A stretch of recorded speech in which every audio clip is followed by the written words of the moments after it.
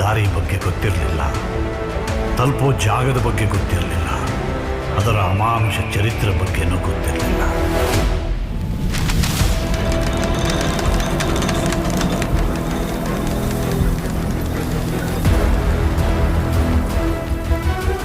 ಬರೀ ಒಂದು ಬೊಕ್ಸೆ ರಕ್ತ ನೋಡಿನಿ ಇಷ್ಟೊಂದು ಹೆದರ್ತಾ ಇದೆಯಾ ಅಂದರೆ, ಇನ್ನು ರಕ್ತ ನದಿಯಾಗರಿಯೋಕೆ ಮುಂಚೆನೆ ನೀನು ಇಲ್ಲಿಂದ ಹೊರಟ್ಬಿಡು.